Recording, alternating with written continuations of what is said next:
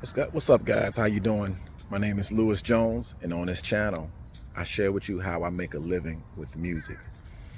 So let's get right to it. One of the things that's really tough to do in this music business is to say no.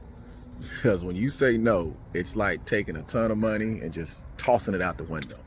But sometimes you got to do that. All right. So I'm gonna share with you reasons why you would say no to some gigs and some of the reasons why I did. Number one is availability.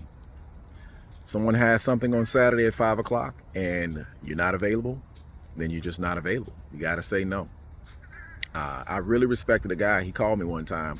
Well, actually, I called him. He's a singer, fantastic singer. I called him and see if he was available to come and do a gig with me.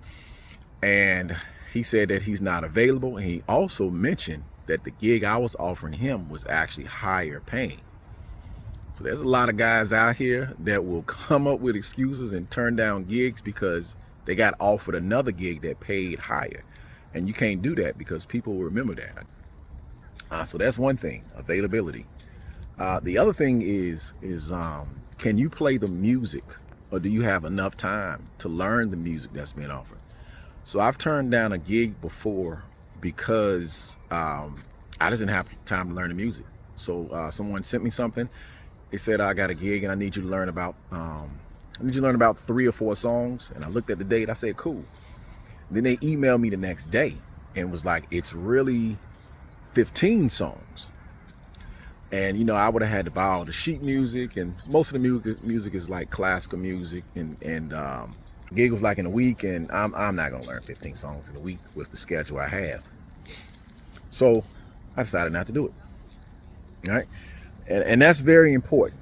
That's very important because, of course, you're being paid to learn how to play music. And if you don't play the music properly, it's a bad look, and it has a possibility of ruining future gigs. All right. Another reason not to do a gig, another reason why I haven't done a gig, is I just had a bad feeling from my communication with someone. So whether sometimes I can just tell in the email that me and this person, we're just not going to vibe, or sometimes I can tell by the phone conversation that we're not going to vibe. People that I normally don't vibe with are people who are just never satisfied. They ask you to do something, you do it, and you did it exactly how they wanted to do, and you followed their directions, and they're just not satisfied. Nothing you can do will satisfy them. So sometimes it's just good not to work with people that you don't vibe with. But so that's another reason why I wouldn't take a gig, is if me and the person just didn't vibe. Sometimes I can tell that from an email, I can tell that from the conversation, and it's not a bad thing. Remember, you know, you want to. It's important that you get along with the people that you're working for, because whenever you go to a gig, that gig can lead to other gigs. That gig can also, ruin your reputation, and it can keep you from getting other gigs.